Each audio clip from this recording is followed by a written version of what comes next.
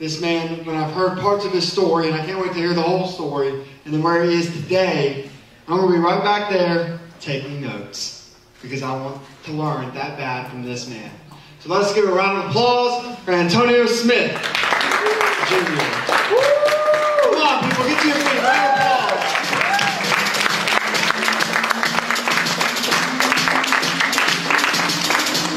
I like that song. Turn it down for what?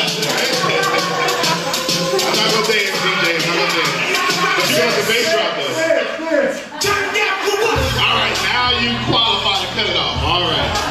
You can't cut off a song before the bass drops. You understand? At least that's just the way it works. Let me just qualify myself first. Thank you very much, Luke. I seriously love Luke. I really do. I'm serious. I'm not saying that because he paid me. I'm saying that because I need it.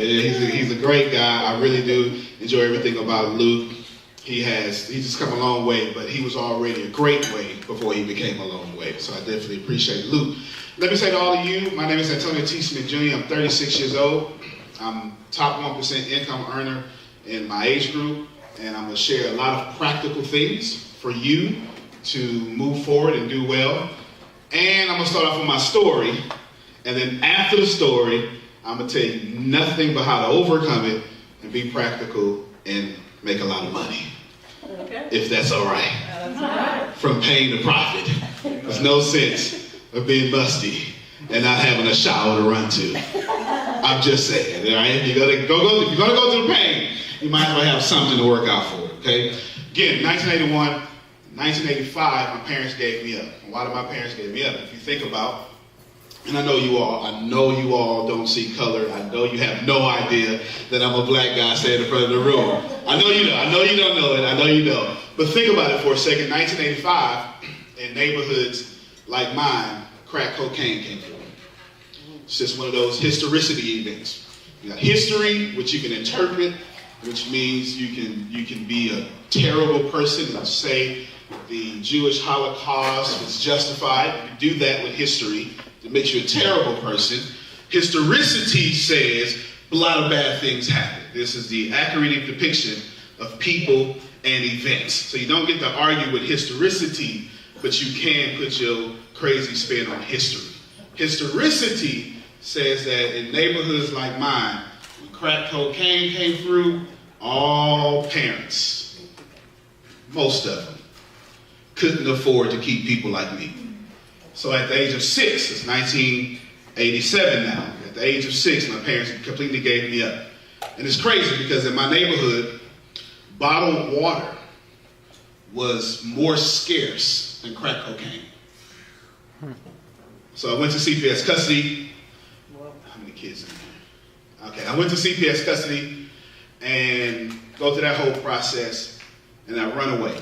I run away because it's the way CPS custody works, Child Protective Services. If you're not sure, I'll give it to you. They cut the air conditioner down real low because they're not, at least the ones I encounter, that's not their passion. The passion not little bad kids. Their passion is, this is my job. I need to get my money. I'm going to cut the air conditioner all the way down. Anybody knows why they cut the air conditioner all the way down? So you can stay asleep longer. Look, she got it already, you know? Have you ever did that? You cut the air conditioner all the way down and people stay in bed longer?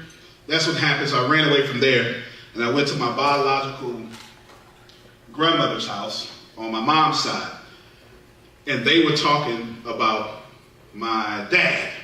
So I ran away from there. They're talking bad about my dad. Then I went to my dad's mom's house and my grandmother's house, and they were talking about my mom. So I ran away from there. And this is crazy. This is absolutely crazy. So now here I am getting arrested for truancy at 6 years old, 7 years old, been arrested because why would I want to go to school? Nobody loves me. How can you love me if my own parents don't love me? Anybody ever felt like that before? That's an accurate statement. If you don't know about that, that is an accurate statement that people like me would make. So after I get out of jail for truancy, all this stuff, I figure out school was a great way for me to eat. I'm serious. 2 square meals a day. All I had to do was figure out how to get the third. Wasn't really too good to figure out how to get the third without being illegal in some habits. So I had to figure out some stuff. Now I'm 8 years old, and I don't want to live with anybody. And on 46 and Ball in Galveston, Texas, 77550, there is a dumpster still there to this day. The building used to be called Golden Globe, and it was this paper factory. And this paper factory had this dumpster. And all they did was throw paper in this dumpster. Now, if you've never been homeless, you won't get the next thing I say. But you can fill your shirt with paper and insulate your clothing to become warm. If you've never seen homeless people with paper or newspaper, that is exactly why they do it. So I find solace in this dumpster. It's the only thing I do. The only thing I do is I sleep in this dumpster, I live in this dumpster, it has paper in this dumpster, not too many bugs because it's a paper factory, right? It's not no hamburgers inside the dumpster, anything like that. So I get these great things in this dumpster, and I like it. Why do I like it? Because my family don't like me, because my parents gave up on me, because CPS is something I need to run from, and I'm a grown man in my dumpster, 8 years old. I know that sounds funny, but that's how I was thinking, honestly. I had to put myself through school. My school ID was 12090. I forged my mom's signature, and I don't know how it works in South Carolina, but in Texas, we have something called corporal punishment. You know, Texas is a red state. We have corporal punishment. That means you act up, you can get that paddle. I know y'all don't do that, but in Texas, you get a paddle just about anywhere, so I sign it all the time, do that. And trash can became my everything. I'm serious. I live in this trash can. I talk to this trash can. I have no concept of God. That's irrelevant to me. I've never even heard, have no awareness, no higher being, no anything. And then one day, these two older boys that I know, they decide that they're going to molest me on this trash can. And some other stuff. So now here I am. Now I don't like my trash can anymore. Now I got to figure out something to do. So I figure out, I go back, but by this time it's 3 years. I'm by myself. 3 years I'm by myself. And wouldn't you know, grown folk had opinions, but no help. It's like the epidemic of grown folk. Here they are. It's your fault you got raped. It's your fault you were molested because you shouldn't have been there. So what do? I run away again. Because that's what you do when nobody supports you. You have no concept of anything else. So I go back to my trash can. So this time, I go back to my trash can ready to fight. I'm not going to be a little 60-year-old kid no more that has to fight for his food or fight for his innocence. So I go back to my trash can, but now I hate it. Because it's not the same. It can't be the same. If you ever had anybody violate you, it can never be the same.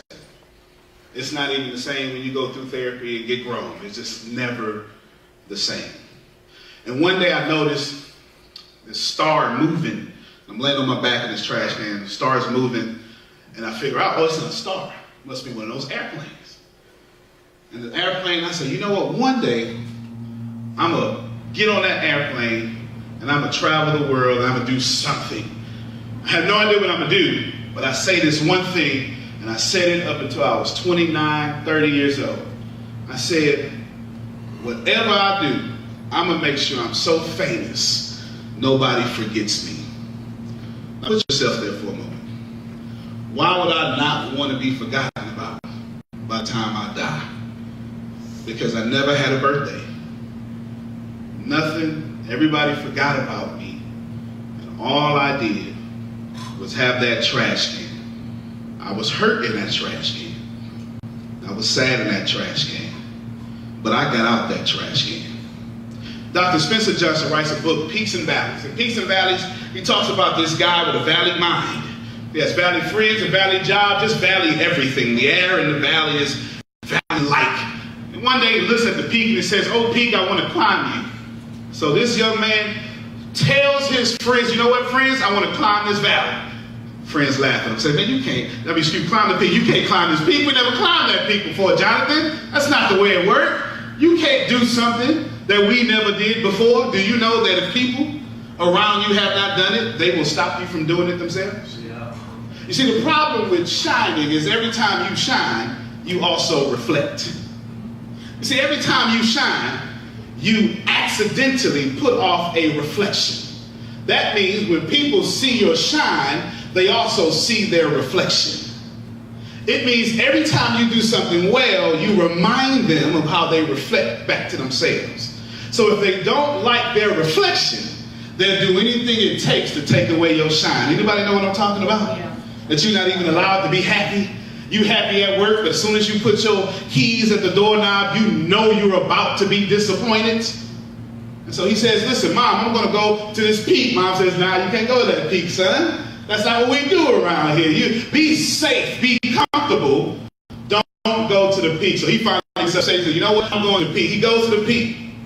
He climbs up the peak. He bloodies up his hands. He goes to the trail. All of a sudden, he gets so far to where there's absolutely no trail. He wants to quit, but he looks down and sees that the air that he thought was good wasn't even good. Because when he was on the peak, he looked down and saw that his valley air looked just like thick poison. So he said, I have no trail, so let me just keep going anyway. And he started thanking the mountain for being rough and jagged and cutting him because he realized I can't climb a smooth mountain. If you don't mind, I'll pause right there. And please let me tell all of you right now, stop trying to climb the smooth mountains in your life. I need you to understand that right now, you need problems. You need obstacles. You need resistance. Because you're not able to climb a smooth mountain. Because what will happen to you is gravity at 9.86 meters a second will take over and make you slide off what you thought was comfortable. So he gets up to the mountain. He gets up to the mountain and he cheers, but then he realized he did not get to the mountain right when he wanted to, because he wanted to see the sunset on the mountain. He got there at nighttime and he says, man, I missed it. And the old man says, why did you do that? He said, what do you mean? I'm up here in the mountain. He says, why did you turn your peak into a valley? Ladies and gentlemen, sometimes we conquer exactly what no one else can do. Sometimes we do all the great stuff that nobody else can do. We get out the valley, we find ourselves in the mountain, and then we turn the mountain back to a valley without miles. How many of you right now, you woke up, you've complained about 30 times today? How many of you right now, you got 30 complaints?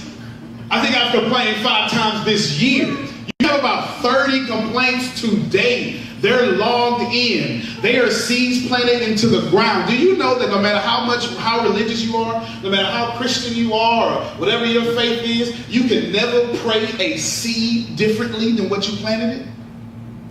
If you put a seed into the ground, you cannot say, oh, my God, my Heavenly Father, please change this poison that I planted into something that serves me. No, ladies and gentlemen, if you plant it, it's coming up.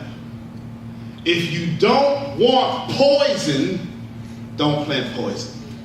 So I had to figure out, from being homeless all the way to 18 and aging out of CPS custody, that I didn't want the poison that had been planted for me. Oh, please don't miss that. See, I didn't create my circumstances at 6, but my reaction to that, I did. How I handled being homeless, that was my fault. How I handled being molested, that was my fault. How I handled being a very average student was my fault. So I just decided that it's far better for me to be if I'm already at fault, then I might as well do something great about it. And so I started doing something I call it protecting my garden. Now, if you're not careful, you'll get around a bunch of low self-esteem folk, a bunch of poor people, and they'll tell you that if you protect what you have, that's arrogant. Can I submit to you a new conclusion to this here? If you protect your garden, that's not arrogant, that's intelligent. It is highly intelligent for you to mind what you keep in the garden you got to eat out of. If it's your garden that only you can eat out of, and if you let somebody in your garden and plant their poison, now you have to reap their harvest. How many of you right now are tired of reaping other people's harvest? I had an uncle I let live with me. This uncle, I on that crack cocaine stuff. I got 2 young boys, 9 and 6. They're good boys. I homeschool them both. They're good young boys, cause no problems. He gets full of this crack one day and he's binging on my living room couch for about 4 days. 4 days. 4 days. And I'm trying to be nice. Jonathan, I'm trying to be nice. I try. Because you know, he's got felonies. He's on parole. He can't get caught in this situation. Anybody know what I'm talking about? Yeah, okay. Now, I talk to a lot of people in a lot of places. I don't care the prestige of your family or the color of your family. We all got one somebody in jail. That's how it works. That's how it works. And so you want to say he does that? And what he does is on the 5th day, he gets up naked and he just walks across. And he leaves his number 2 trail. You understand what I'm saying? We got kids in the room. All across the house. From the couch, smeared it, to the living room, to the bathroom. And he goes back to sleep. He'll wake up for 2 days later. I wish I was joking. This is so ridiculous. I can't even make it up. This is absolutely insane. 7 days later, he wakes up and I'm like, hey, yeah, I cleaned up behind you. And it dawned on me, wait a minute, my boys were just introduced to overdose. They 9 and they 6. Is that my boys' fault? No. Is it my own fault? No. My fault. Because I didn't protect my garden. And many of you right now, you're suffering when you shouldn't have to. Because you won't admit that protecting your garden is your responsibility. You won't admit that your finances is your responsibility. You won't admit that getting out of your trash can is your responsibility. That responding to the bad things in your life, your responsibility. It is not my fault for how you feel about me. It is your fault how you feel about anything. And if you're going to determine the quality of your life, you have to take full responsibility for your garden. See, I like to make things practical. Think about that for a second. Before we get to the money, shifting your mindset real quick, think about this as reaping and sowing. You may have heard this terminology if you go to one of the buildings with a steeple on it, you know, reaping and sowing. If you think about this for a second, you put a seed into the ground and it comes back up as a harvest. Now, if you missed that, let me tell you how powerful that is. That means every time you plant a seed, you automatically schedule a harvest. See, if you never thought about that, I'm going to tell you it again. Every time you plant a seed, you automatically schedule a harvest. Did I say that the harvest won't come up? Is that the way it works? That means seed in the ground, harvest has to come up. What you have to do is 2 things. Stop digging in the ground, checking on the seed. How many of you doing that right now? You start it, then you go check on it, you dig it back up, and you say, this don't work. Hey, it ain't working. Because every time you dig it out the ground, you restart the harvest. Some of you only losing because you keep restarting all harvests. And then you have to actually wait the time for the harvest to come up. Did I say degrees in any of that? Did I say degrees? I'm not against college education. I have a college education. College education lets you plant a whole lot more seeds than somebody that worked at McDonald's. You should probably go get you one if that's what you're going to do. But it has nothing to do with your color, plant seeds. It has nothing to do with your religion, plant seeds. You want a good life?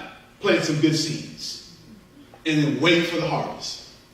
And here's the crazy thing about life. Life won't just let you wait. Life has these funny things. Was that you that brought up Newton earlier? Was that you? Newton in your third law of reaction. Let's go to the first law. Third law of motion. Let's go to the first law of motion.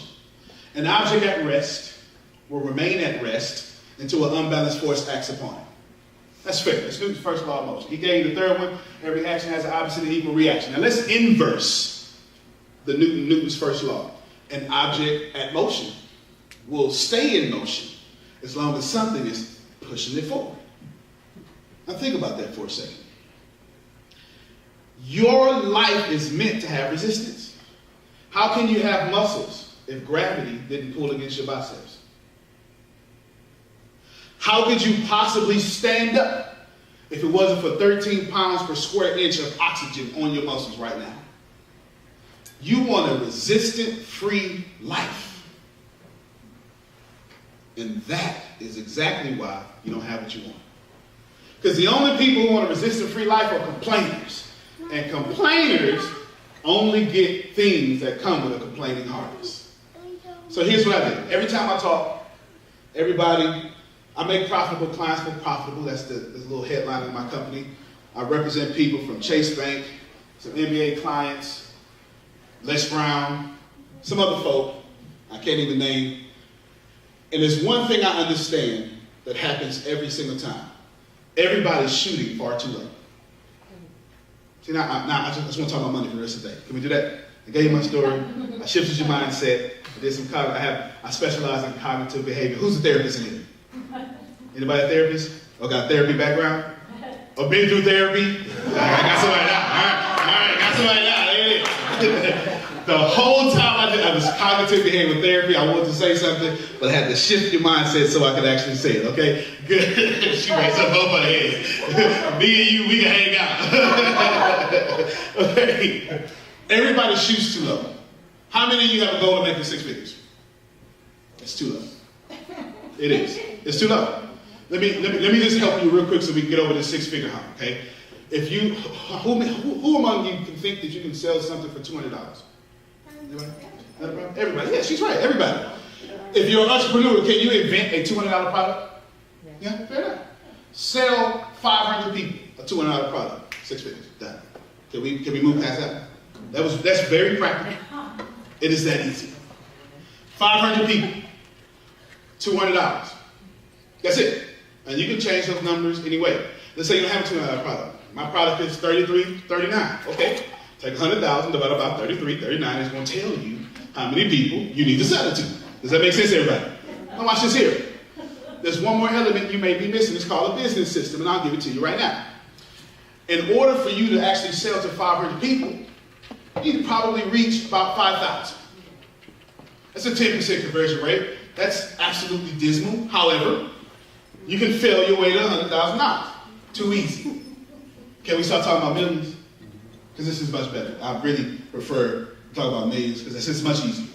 It is. It's just much easier. Millionaires are new middle class as far as I'm concerned. I am so serious. I thought that here's when I really knew. There was 2 things that happened when I knew I started making money. 2 things happened. 2 things that happened. In fact, I don't want it to come from me because it's fiction if it comes from me. Let's see. How many... Get her with the big hair right there for me. Okay, get it in. Two things that I realized when we started. How many cash properties do we make offers on every week? 40. I started realizing, holy crap, I can make 40 cash offers on houses in Nevada and Texas, 2 primary places we deal with right now. Nevada and Texas. Anybody want to know why I got my companies in Nevada? Okay. Got the same tax laws as Delaware. You know the most valuable thing I like about having companies in Nevada? The laws slightly different than Delaware. You can't tell who owns the company. You have to get a lawyer to actually do some paperwork to find out who owns the company. Why is that important to making a lot of money? Old folk once told me, if you don't want nobody praying about you or praying against you, you better stop telling them what you're doing. We ain't got the same grandmother. Okay, I thought we had the same grandmother. I thought we all the same people. I thought we had the same grandmother. My grandmother said, if you don't want them praying against you, stop telling them what you're doing. That makes some sense, don't it? You ever told somebody what you're doing and they became your enemy the moment you finish your sentence? That happens all the time. Remember, now you're shining. And now you're reflecting. And the more you reflect, if people don't like their reflection, they won't like you. Okay? So when I realized that I could do stuff in real estate, because real estate takes some cash. Well, not all the time, but it does. At least you know some limits or something like that. When I realized I could do that, and then the second thing that happened to me was realize, I might be making some money. I started getting sued. I'm so serious. You are not doing anything until someone is suing you. You're not doing well on Facebook, whatever your favorite social media is, until 10% of people are complaining about you. You're not the highest paid salesman, which you definitely was. And there's people who are complaining about you. You're not doing something great until somebody is complaining about it. So let me drop 3 things for you so you can take yourself from pain all the way to profit. Thing number 1, I need you to account for it. It's that simple. Anything you can account for, you can control. I'm very practical. I really like science. I just love science. I really, really love science. And I love science because science tends to be objective. Scientists prove themselves wrong so much to now they say, man, I can't prove myself wrong. This must now be a fact. This is how science works. Anything you can account for, you can control. 90% of atoms are mostly empty. If you don't agree with that, that's okay. You have hard science against you, but I can prove it to you. If you burn these tables in this room right now, you'll be left with just the ashes. Please don't. Yeah, don't do that. He needs his deposit back. Okay? Don't do that. But if you burn the tables, hypothetically, if you burn somebody else's table with somebody else's deposit, there you go. There you go. You'll be left with just the ashes. Because all the empty space, which was energy, has been expelled into the atmosphere or the universe, whatever you want to say. It doesn't matter to me. Basically, all you see is just the ashes. But the mere fact that I can account for the table says that I can do chemistry, burn it, and control it. Did everybody catch that? Okay, that's pretty smart. I'm going to come down just a little bit. I have a microphone. Since I can account for it, I can move it here and mess up the sound guys and be like, come on, man, I'm trying to do the audio correctly, right? That's what they hate that. I know, look at it's like, come on, man. Okay. Because if you can account for something, you can control it. Does everybody receive this information? What's the first part of a 12-step program? Acknowledgement. How can you overcome something you have not accounted for? Ladies and gentlemen, I need you to get this here as fast as possible. You have pain you have not accounted for. You are going through things right now in your adulthood life that you have not accounted for.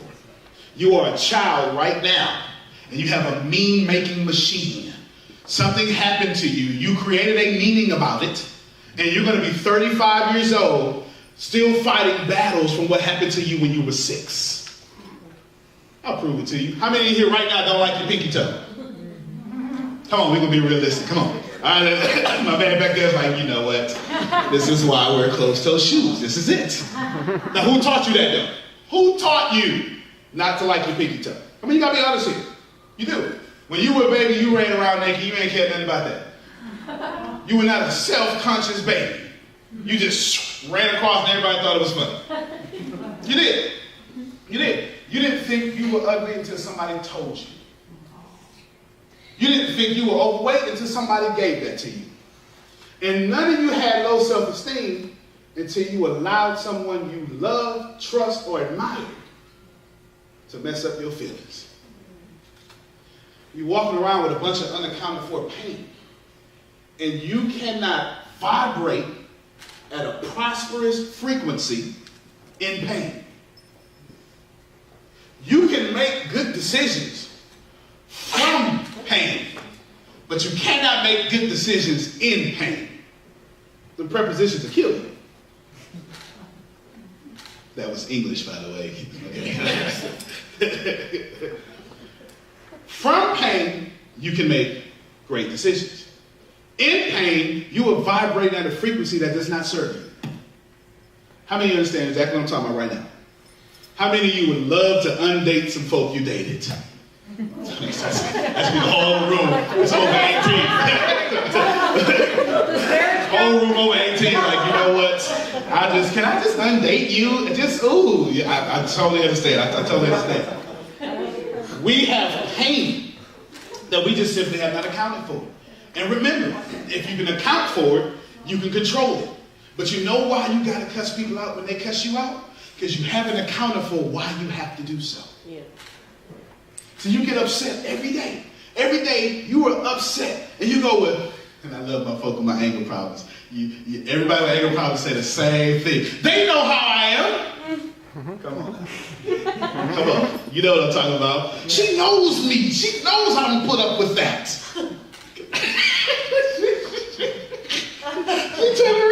Okay. She knows me. They know I don't respect that. No. That's your problem. That's your fault. That's your garden. Those are your seeds. It's not going to change. It's absolutely not going to change. If you can account for it, you can control it. The next time you feel yourself wanting to respond evil for evil, ask yourself, what is wrong with me that makes me have a problem with this? Honestly, if she hurt your feelings, ask yourself, what unaccounted for pain do I have that allows me to have a problem with what they just did to me? Watch this here. When you release that problem in you, they no longer can bother you. No longer. No longer. The newspaper, the big newspaper from where I'm at, or one of the newspapers where I'm at, I'm trying to tell the name on camera. One of the newspapers where I'm at just recognized me, or getting ready to recognize me as a top 40 under 40. Great reward. I'm pretty cool about that. I've been so quiet for so long that nobody really knew what I had, what I was worth, and stuff like that. So now it's out. It's out in the public. Yeah, yes. So I got cousins coming from everywhere too. The cousins coming from everywhere. Kinfolk, it's just, man, I'm telling you, it's like a barbecue. They hungry. They're like, man, remember me? I'm cousin B. It's crazy. And I don't like this. There's something that I had to account for here recently that it bothered me. It really did. It really did. And I'm pretty solid. You can cuss me out. I won't respond. It's not my thing. If I lose it for a second, I'll bring it back. You can be mad at me every time I see you. It's all good. I'm not tripping about none of that stuff. But there was something that I wasn't ready for here recently with it's not newfound fame. I already knew who I was, and my Facebook page will tell you that. But I wasn't ready to be accepted as a role model. Leader, I was cool with. I was okay with leader. But this role model thing bothered me. And I'm not sure why. And then I thought about it. I said, why is this role model thing really burning me up and making me so uncomfortable? It's because in my head, role models had to be perfect. And see, I didn't know that. I was subconsciously responding to that. And I didn't want to have to be perfect because I just like me. Right? When you like you have no reason to be perfect. I don't try to be perfect at all. I don't. I have on a $3,000 jacket and some $20 pants. That don't make no sense. It doesn't. My socks probably $3. Then the shoes are $100. I'm just all over the place. Like, which one you gonna do? This makes no sense. This makes absolutely no sense whatsoever. Because I like that. I'm flawsome. I like to be flawlessly awesome, right? I just like that. And it was getting me. Because I was like, man, but once I said, you know what? Role models don't have to be perfect. They just have to be themselves. Now I don't have a problem with it. See, I had some unaccounted for perfectionism or the view of it in my mind that was stopping me from stepping into what I earned. You know how many homeless kids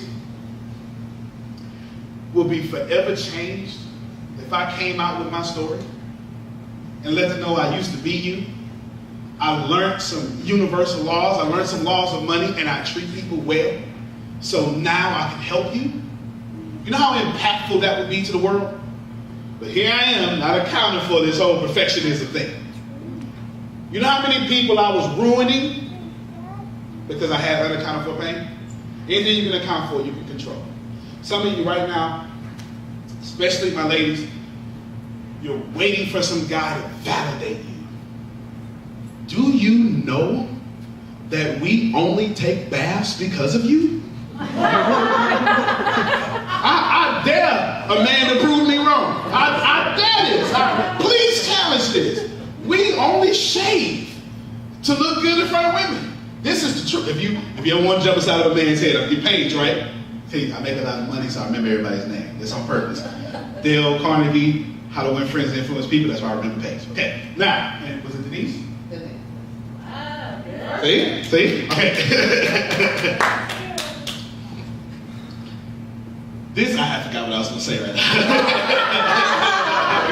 That's all I was going to say. Okay.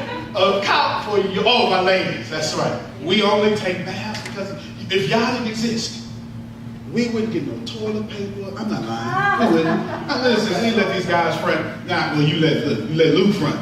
As for me and the way my alpha male is set up, I ain't doing nothing if I want to. But since y'all run the world, that's true. We clean up. This is facts. You don't need nobody to validate you. You a woman. The only reason women are not being treated fairly is because a bunch of guys who are insecure and losing our power are creating 1,000 jobs for men and 20 jobs for women that 1,000 women have to compete against. That's a fact.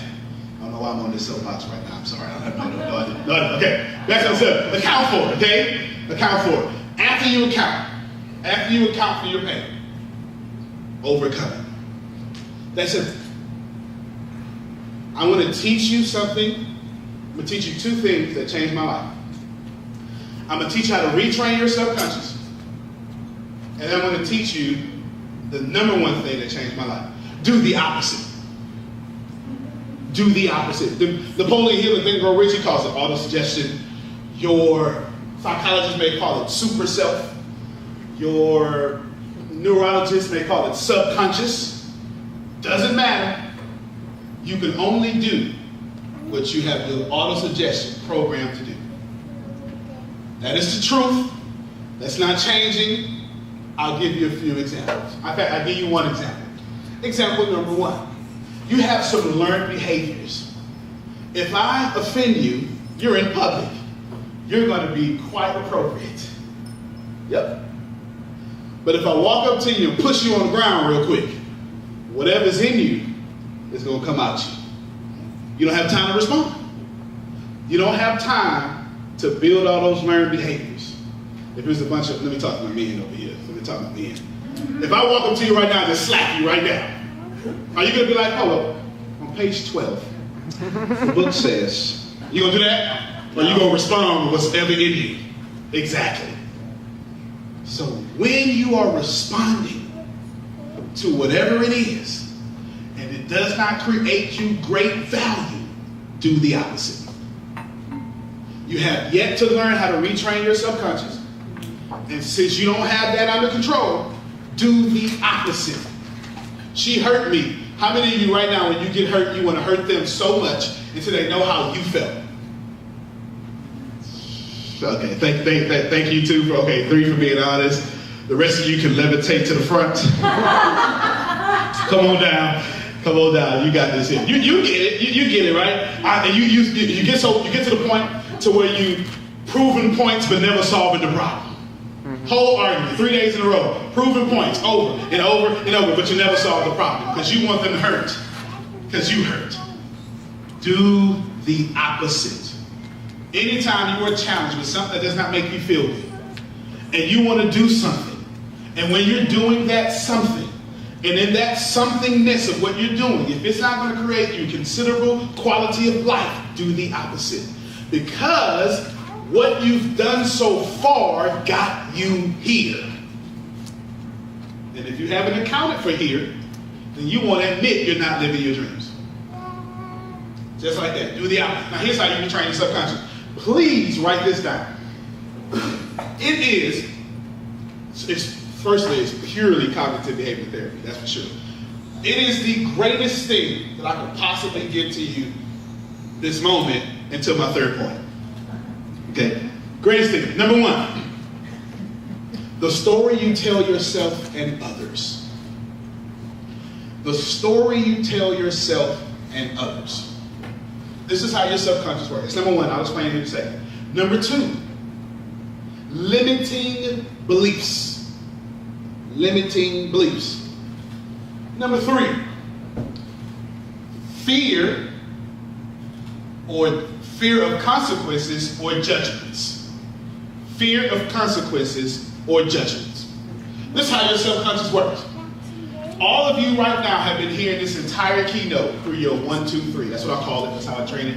I'm not really cool on fancy names. I just call it 1, 2, 3. And everybody I teach, they understand that's 1, 2, 3. You've heard, we all heard. I've only said one set of words. This is objective.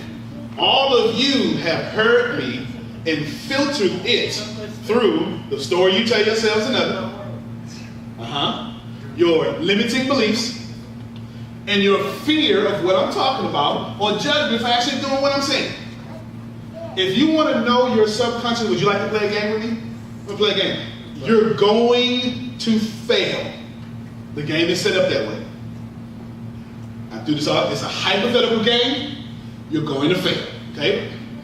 All of you can make $10 million. You're like, I'm not failing that. I can do that for sure. Of course you can. In the next 2 minutes. Right? All of you had another thought pop in your head. You had a reaction. See, you had this conscious thought you teach yourself. Then your subconscious took over when I limited it to a timeline. And when I forced your timeline to be limited, your real you came out. All of you have 2 thoughts. You have your conscious thoughts, then you have your subconscious thoughts. These are the thoughts actually running your life. It's not that you don't get what you pray for, it's you get exactly what you pray for. You are praying out loud this prayer. But in your head you're saying, but it's not really going to get done. And that's the prayer you're getting. You're not getting the one that comes out of your mouth. You're getting the one you vibrate at. You have to overcome so much lack in your thinking when you pray that you can't even get what you're trying to get. If this was a church, I'd tell you, I like to teach you how to pray differently. I like to teach you to act like it's your birthday and just expect stuff all the time. On your birthday, do you expect people to make you mad? Who in here expects people to give them money on their birthdays? You grown now and still expect somebody will give me some money today. You need to wake up, walk up every day, somebody gonna give me some money today. If you are an entrepreneur, somebody owe you some money. You got a product, love book or something. Somebody owe you some money and it's your birthday and you are very worthy of it and you're not giving no more of your products away from free. That's what my dream is out there. That's what my dream is, okay? 1, 2, 3. Every single thing that you hear, do, say, breathe, touch, reference, whatever it is going to be filtered to that. You can't overcome anything with a bad subconscious. Count forward, overcome it. I just taught you for free how to overcome it. Last thing, dominate. There's nothing else. There is no other reason. There is nothing else on. There's no other reason. This is what you're supposed to do, okay? You are supposed to account for the things in your life, overcome the things in your life, and then dominate the things in your life. You are not here to be average. Please be, what's the time when you stop watch? Because I want to drive this. 43. Good job. All right, check this out. I want to drive this. I'm not selling anything. Did y'all know that? I don't have nothing to sell. I came in to add value. I think that's pretty cool. Account for it, overcome it, dominate it. You know why you don't want to be average? I got a list of reasons why you don't want to be average. For one, it takes the same amount of energy to be average than to be great. When I was in the United States Army, I was going through at the time they called it PLDC, Primary Leadership Development Courses, where you become an E5 in the Army. And I was one of those guys that maxed out the PT test. You know, I know you can't see it. My stomach got some beer on it now. But before that, you know, I had it all lean, and I had an 8-pack. It was crazy. I was like Bruce Lee with the cuts. It was awesome. And what happened I'm running. Well, I did 92 push-ups. I gave you 100 points. I did whatever sit-ups it was. I gave you 100 points. Now I'm going to get 100 points on this run part. In the Army, you do push-ups, sit-ups, or you know. Yeah, come on, stand up real quick, man. You're in the Army. Now, come on, man, stand up. Scott Fortune is actually a master sergeant. That's master sergeant, right? E8 in the United States Army. We call him Top. He's been to combat at least 3 times. Am I right about 3? That's not overseas. I mean, actual hostile environment 3 different times for no reason at all. Can we clap for this active military? You made me stop my whole presentation to give you some love. That's right. That was a great response. Do it again for the cameras.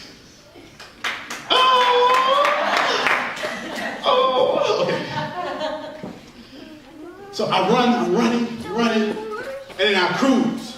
And at the last half mile, you're gonna appreciate this here, I sprint. And I get it, at the time I 8th grade, I did 12:53 to max out the PT test. I do it in something like 12:20, get my 100 points. I'm shooting. That's the only thing that really stopped me being E5, besides written stuff, the PT part. Got it, 300. Smith! Drill sergeant come to me. What the words I can't say in here at all you doing? What you talking about, Drill sergeant? I just maxed my PT test. I'm the only one out here. You shouldn't have had no energy. You sprint the whole last half mile. It takes the same amount of energy to sprint the whole thing than to act like you sprinting the whole thing. I never forgot that lesson. Because when I finished, I was on the ground. You know how we do it at the PT, on the ground. Get up, put your hand above your heart. I'm trying to do all that stuff. I was equally as tired. Putting on a front, I was equally as tired as doing the right thing. I never forgot that. Right now, many of you are meandering through life at half effort, and you go home tired. For real tired. If you're going to go home tired, you might as well go home tired dominating. You're going to go home tired anyway. You're going to get you a bubble bath and some red wine. That's how we do it in Texas. Except for us guys who do the bubble baths. You know, we stand up manly in the shower. You know. You're going to do all that stuff tired anyway. You might as well dominate your life. Here's the most practical reason why you don't want to be average. Second most practical reason why one just popped in my head. You don't want to be average. Because when you're average, how many people on planet Earth? About 7 billion? Something like that? How many people in America? Does anybody know this weird statistic? About 340 billion, something like that? Okay, so about 300 million? 320 million. Cool. Do the math in my head real quick. Put a 10 right there. Okay, that means that you're about 290 million people that are average. That means you're competing with 290 million people. My speaker fee is in the lower upper 5 figures. It costs 6 figures to coach with me. He's in something that I have that actually costs $30,000. I have products that range from $2 to $44,000. To consult with me, which is not even coaching, I'm looking at millions every time. I have no time for nothing else. I don't do small deals. When you are not average, you tell people what you're going to make. When you average, they tell you what you're going to make. How practical is that? When you average and you apply for a job, what's your social? I'm telling you your social. What's your blood type? Depending on the job, I'm telling you your blood type. You got any felonies? They tell you all that stuff. You got this, you got that. Where you live? Where you do all that? All this stuff. When you're not average and you start a successful business, you know what they ask you? What's the name of the company? What kind of formation you start? What kind of entity? It's far less questions. It is. It is far less questions. To be excellent, when you average, they ask you everything. The most practical reason not to be average. There's only 4 ways to survive in America. And it doesn't matter your color. 4 ways to survive in America. This will never change. Way number 1, get a job. Way number 2, get on welfare. Way number 3, become a criminal. Way number 4, prison. Think about this for a moment. They're constantly downsizing corporate America. Anybody understand what I'm saying? Whether it be technology, profits, doesn't matter. They're constantly downsizing. You see it. It's on the news. Pick your news channel. Fox, CNBC, I don't care. It don't matter. Pick them. They all scripted to say the same things. Whether you red or blue, I don't care. I just know they downsizing. It's so hard to be in America right now, you almost need $35 an hour just to be broke. And if you make somewhere around there, you know exactly what I'm talking about, because you came here feeling broke right now. You did. It's hard to get your 6 months reserves like you used to have. They downsize. They downsize where you go. Simple. You go to welfare. Guess what they do in the welfare too? You so smart. That's mom. Mom said downsizing. And when I first walked in, she was like, I'm mom, and I'm doing my Dale Carnegie thing. And I'm like, mom? Yes, looks like. I said, oh, okay, I got it now. I'm trying to, like, somebody named you mom? Yeah, so I was thinking in my head. They're downsizing you on there. Now where you go? Criminal. You have to. You got to forge some documents so you can leave. You got to hopefully not rob somebody, but, just depending on, how aggressive you are, you might do that too. And then, when you get caught, you go to prison, which is free labor. That's why you don't want to be average. That's the current system in which you live in right now. And if you can't account for it, it will control you. Period. Do you see why it's not worth being average? When you're average, they will tell you, you're going to take lunch at this time, right? No, Melissa, you can't have that day off. But it's Thanksgiving. No, that's our busiest day of the year. I mean, you know what I'm talking about right now. That's when you're being average. You were not designed to be average. Now, I don't care if your faith, we can talk about it later. If you say Jesus, I might shout a little bit in school. But, your faith is up on you. What I will tell you is this here. Yeah, I keep quoting back you again. He said, imagination. Think about this for a moment. Image nation. Image. You were made in his interesting. That means you weren't put here to be average. You were put here to rule with him. At least according to your beliefs.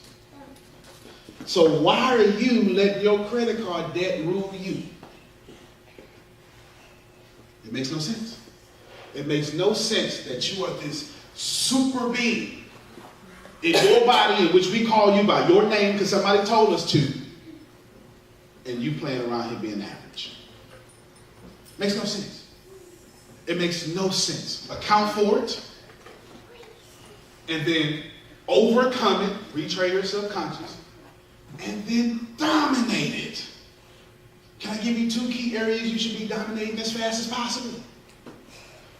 Who among you is going to start investing in data storage or get into data storage?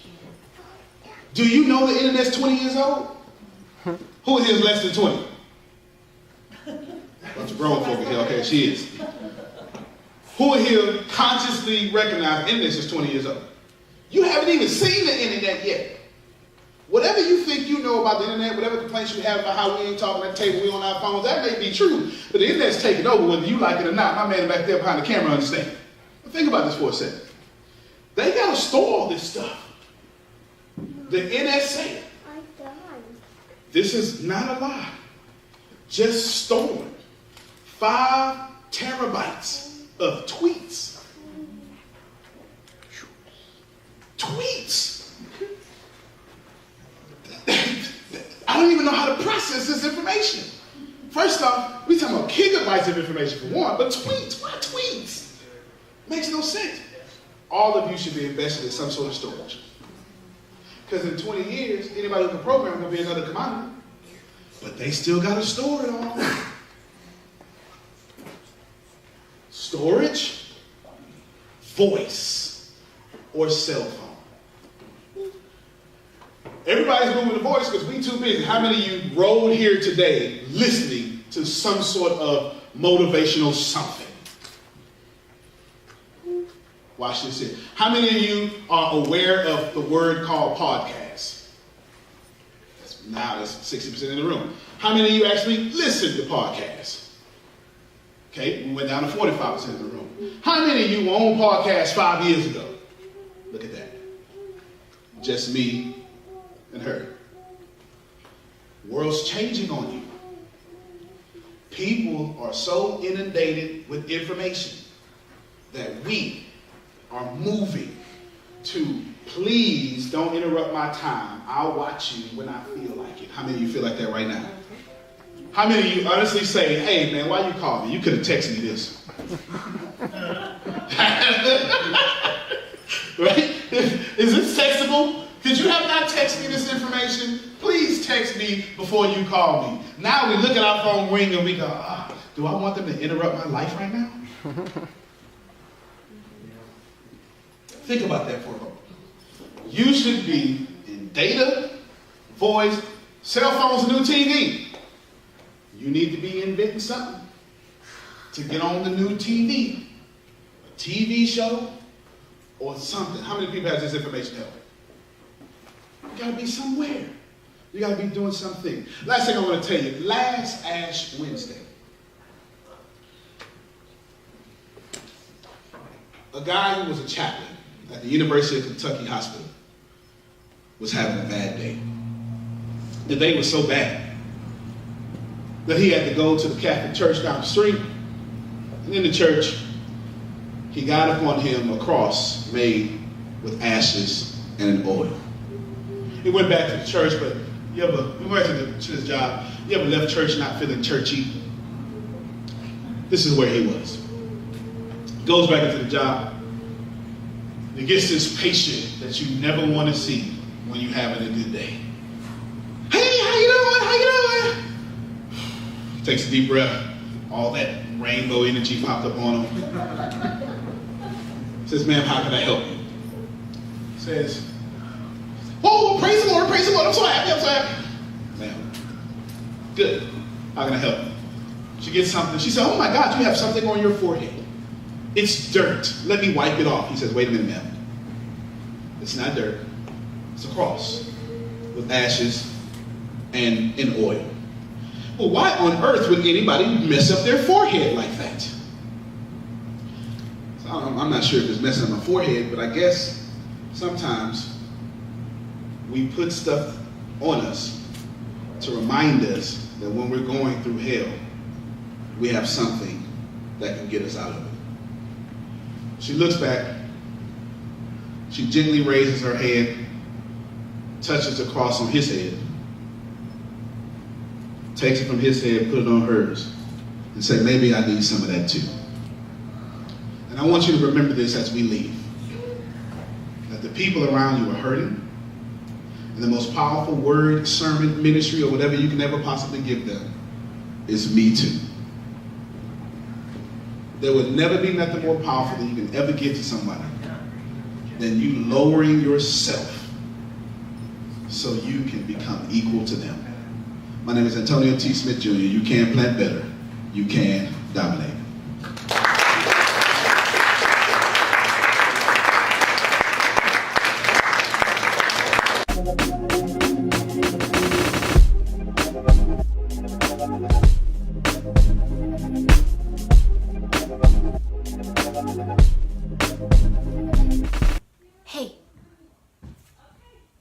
Hey you. Yeah, you. Hello? Can you see me? Can you hear me? Okay, look. It's time for us to have a conversation. You need a change, and I know the exact change for you. Plant Better University. It's the best route for you to go to get your daily motivation, daily education, and your daily information on how to build a better you. So come out. Sign up. Let's get started. Again, it's time for a better you. Don't you agree?